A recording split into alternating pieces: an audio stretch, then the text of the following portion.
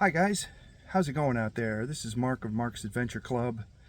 For those of you who have visited my channel before, thanks for coming back. I really do appreciate it.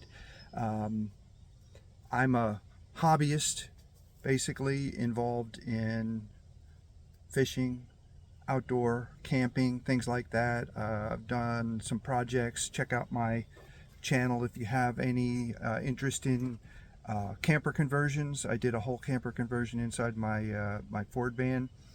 I have had a kayak in the past that I got rid of. I didn't like it, had issues with it, and that was before I got the van. So now I've got a kayak. I just got another kayak, a new to me. Got a pretty good deal on a very good shape used kayak, and I've been outfitting it for the past couple weeks. So I'm going to show you what I got and what I'm doing with it. And this whole idea is that now I have this camper van. I'm going to show you that in a second too. I have the ability to carry this kayak inside the van. The issue I have with it right now is that I've got a pinch point, and I'll show you that, between two cabinets up toward the front of the van. It's kind of in the middle. It's where the cargo doors are. I've got cabinets on either side, and there's a pinch point there that doesn't let me have this kayak just sit flat on the floor, which is what I wanted. But I also wanted a kayak that was stable enough, and I know from my history that shorter, smaller kayaks, not as stable. So anyway, let me turn the camera around for you, and let me show you what I got so far and what I'm working on today. So there's kayak gear and stuff. So up there you can see the two cabinets. I got a refrigerator cabinet and a cabinet of drawers on the driver's side, and then on the opposite side I have my this is my electrical, this is all storage up top, and then my sink and plumbing, gas bottle, everything else is on the other side. It's just about 26.5 inches across there, and anybody that has a fishing kayak knows that they're wide. Even up there, that's a little bit. It's about 7.5 feet from the back door. So I knew I had 12 feet of floor space because this flooring that I installed, there's a better view of it. This flooring is 12 feet long, and and I didn't trim it from front to back. I just let the overhang go up into the rubber up front. So anyway, here's my kayak. So what I got is a Vibe Sea Ghost 110, which means it's 11 feet. Wait a minute, let me get rid of that. That's my on-off button. It had the anchor, the rudder already installed, which was good because they're not cheap.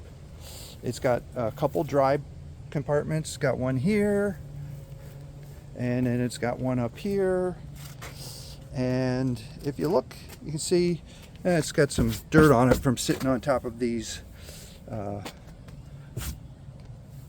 ties here, and does not have a pedal drive, so I'm paddling again, going back to paddling.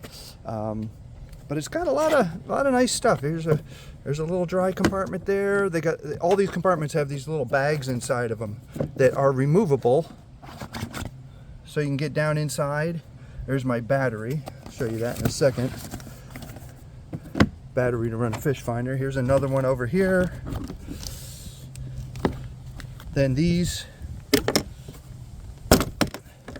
will open up like this. Got a compartment underneath there. It's a little awkward. It could have been better designed, but this is not a top of the line kayak. This is a say a mid-price. It goes for about $1,300, $1,200, something like that, new. Does have a decent chair on it. It has two adjustments. This is a low adjustment. You can lift it up and move it back. Hang on, I got an issue here. My rudder goes back, up or down. That's up, and I was out in it one time so far, and it's pretty comfortable. Got some work to do with it. They did a thing here where they have these bolts. These are for the straps here. You see that sticks there? I was catching a shirt sleeve on that all the time because you can see how it sticks out. So the previous owner had put this here to try to deal with that. I'll do better. I'll probably put just cut that excess off there, maybe put a cap nut on it. I don't know, I'll do something with it. So what I've done so far, this is also foot steering because it's paddling. So what I've done so far is I've got I had a fish finder, so I've got the ram ball mount here, and the fish finder is going to sit right here. It's a good spot for it because it's, you know, if I'm sitting here, this is what I'm looking at, right about here, like that. And here are the cables, the transducer cable, the power cable. Interesting thing about this boat is it's got a transducer mount down there. I don't know if you can barely see it. Let me flip this sucker over for a second and show you what you got. There it is. Remove that plate and there's a recessed spot there where the transducer mounts. I read about this after getting it, like how to mount the transducer, and I'm not going to pull that plate off right now, but I don't know if you can, or if you can see. Not really. Really can't see too well.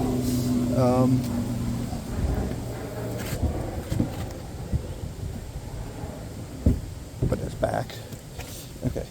So the transducer had to mount to one side because I could only get one hole to line up. What it's got in there are actual tap mounts, like this too also has those tapped recess for bolts. Doesn't screw through the plastic. I thought about mounting it to the plastic. The plastic there is very thin underneath this. So I didn't do that. I figured just see if it'll work this way. I was getting a decent picture as long as I was moving slowly. As soon as I started paddling at full speed, it would lose the sonar. But then again, my unit does that anyway. I'm used to that. So what I got here, this is the power cable, little cable gland right there, and on the inside, there we are. I've got a new cord for this. Right now I just attached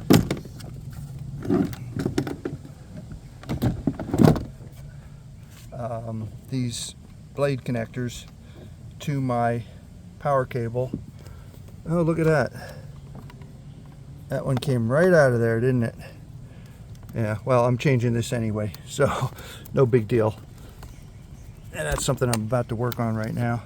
Inline fuse holder. I got one that's watertight, and so this way I can just leave the cables attached. I don't have to mess with this for charging purposes.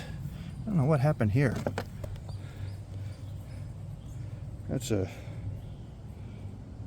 This was one of those shielded but not shrink wrapped, and it just came right on out, didn't it? Okay, no biggie. Like I said, I'm going to fix that anyway. I'll leave it open because I'm about to do that. What I just did was I installed tethers for my rod holders because we didn't have any. So now I got tethers. Stick the rod in, wrap it around. Let me show you that. I got one right here just for such an occasion.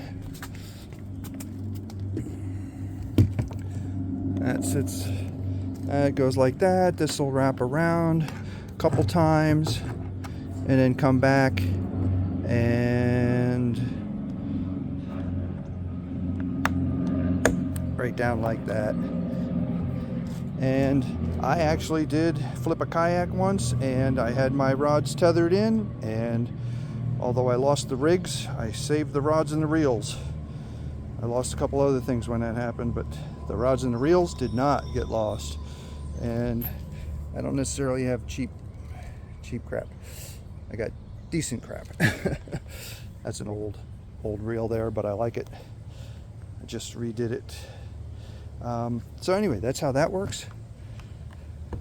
These little clips, I'd bought them before online. They are very small. This opening here, oh come on, hold it. It wants to go this way. Okay. Once that's open, that's like 4 millimeters there, and that's exactly what this eye strap does. Kayak had the plastic eye straps on it, and I realized that this clip here not gonna go on it. Not gonna go, just not gonna go. So I had to find one. I found these on good old, that Brazilian's website, and there they are. The bungee cord also, I ordered, where is it? Somewhere. I've got a whole,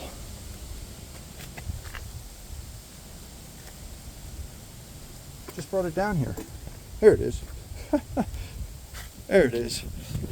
I forget how much I got. I got about 50 feet of this, and I think this is, actually I think it's 4 millimeter. I forget what size it is. It's pretty small, like it's maybe 3/16. No, it's not. It's less than an eighth. 3/32. It's thin. I have thicker stuff. In fact, I've got one in here that I made. I got that bungee cord. You can see the difference between the two.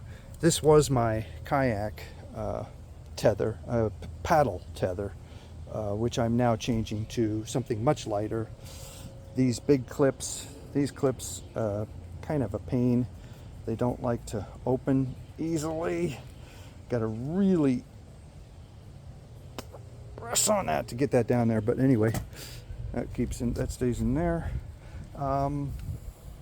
Anyway, that is what I'm doing right now. That's where I'm at. Like I said, I've been out fishing in this one time. Got a couple on the deck. It's always a nice thing. Lost a big one. Hate it when that happens. He broke me off. Doesn't usually happen because I check my leaders. But anyway, I'm looking forward to getting some good fishing done in this boat. It's lighter than I used to have the lure, Feel Free lure 11.5, same size, but that one weighed like 13 pounds more. Of course, I got the battery in this, so it's a little heavier, but the fact was I was carrying that one on the roof of that vehicle there, and I had to have it lifted up over my head to get it up there. It made it a little difficult, and the last time I used it, I hit a back strain. I can't afford that. I've had back surgery. I really can't afford that. But this one slides right into the nicely. I just ordered some J-racks that I'm going to build a little frame for that I can put in there to hold it. As you can see, I got the foam padding, and that's just one of those kitchen foam mats. I had that in there just to protect my cabinets, so I could jam the kayak right up in there. Anyway, back to y'all, and thanks for tuning in. Keep checking out. I've got gonna have some more stuff coming for you right down the road here soon, hopefully soon. Next time I go out, I'll definitely take the camera with me and show you what I'm doing out on the water. Anyway, again, thanks for tuning in. Mark's Adventure Club. Catch you down the road. So I got a quick add-on here, and this is what it is. Solar power charging my battery. The only thing is this fuse holder, had a 3 amp fuse, and both this charger, which is my standard charger, it doesn't have a lithium option, it's standard AGM or gel. Now the people that I got this battery from said that it could be charged with a standard charger. However, this does have options for 2 amp, 8 amp, or 15 amp, or auto. It was set to auto and it blew the fuse. I replaced the 3 amp fuse, which is what my fish finder calls for, and then that was charging, but it was also reading full.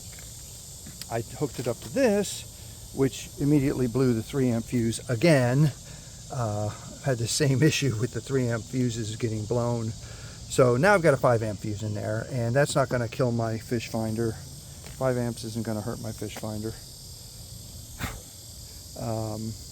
Dusty screen. Anyway, that's a 100 watt, solar panel. Got it sitting in the full sun back here, charging it up, and yeah, that's what I wanted to show you, so I did. Bye.